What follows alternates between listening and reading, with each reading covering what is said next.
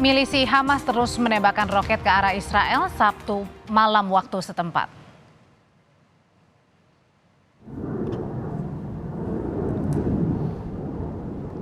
Setelah sehari penuh berperang dengan Israel, milisi Hamas terus meluncurkan roket dari jalur Gaza ke wilayah Israel. Sejumlah kota di Israel yang berjarak 24 km dari perbatasan tepi barat turut diserang. Layanan penyelamatan Israel merilis 100 orang Israel tewas dan ratusan lain terluka.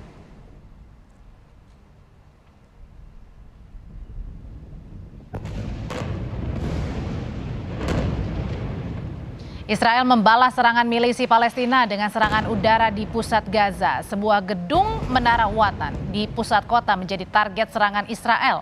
Perdana Menteri Benyamin Netanyahu menyatakan perang setelah milisi Palestina menyerang 22 lokasi di Israel bagian selatan.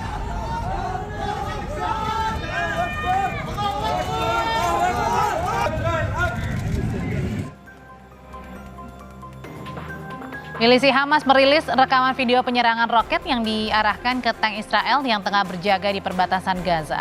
Serangan roket diduga dilancarkan Sabtu waktu setempat yang diklaim Hamas sebagai serangan terbanyak dilakukan untuk Israel.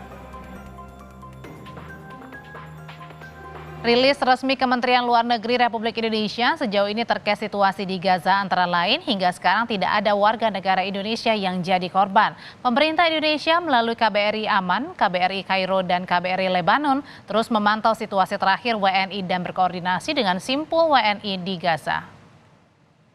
Dalam catatan KBRI, jumlah WNI yang berdomisili di wilayah Gaza sebanyak 13 orang. Hotline KBRI Aman +96 277 915 0407.